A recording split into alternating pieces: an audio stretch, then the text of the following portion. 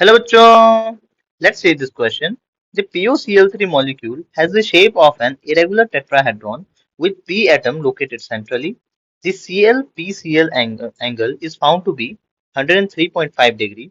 Give a qualitative explanation for the deviation of the structure from a regular tetrahedron.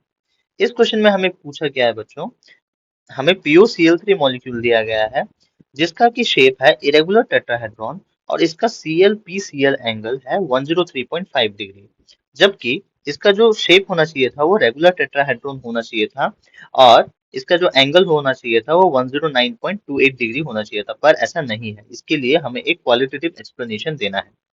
ठीक है बच्चों, इस question को हम सॉल्व कैसे करें? इस क्वेश्चन को सॉल्व करने के लिए हमारे पास एक की कॉन्सेप्ट है। की कॉन्सेप्ट क्या है? की कॉन्सेप्ट हमें ये बता रहा है, हमें हाइब्रिडाइजेशन के बारे में जानना होगा।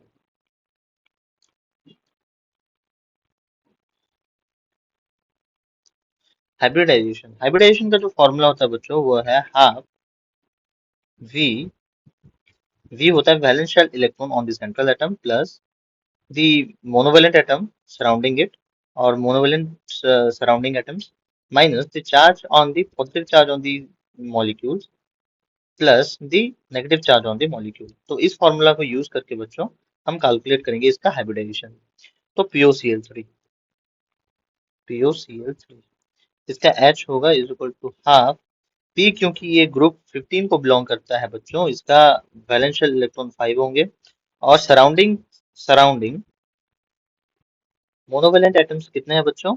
इधर तीन क्लोरीन्स है जो कि मोनोवेलेंट है, ऑक्सीजन डाइवेलेंट होता है तो इसलिए इधर तीन और हमें कोई भी चार्ज दिख नहीं रहा, तो ये हो जाएगा हाफ 8 इज इक्वल टू 4। 4 यहाँ पे क्या इंडिकेट कर रहा है बच्चों? इसका हाइब्रिडाइजेशन है sp3 हाइब्रिडाइजेशन। तो ये टेट्राहेड्रल रेगुलर टेट्राहेड्रॉन इसका शेप होना चाहिए और हम इसका शेप ड्रॉ करते हैं बच्चों। इसका जब हम शेप ड्रॉ करते हैं तो ये हो जाता है ऐसा।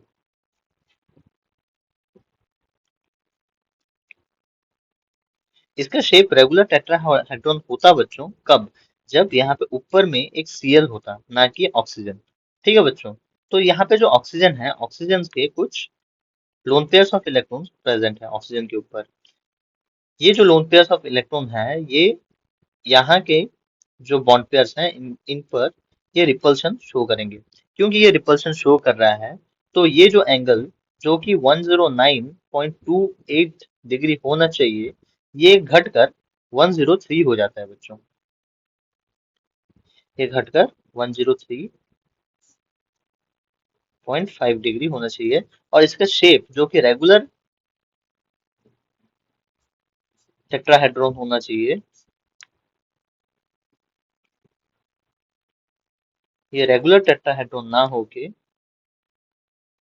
इरेगुलर टेट्राहेड्रॉन हो जाता है।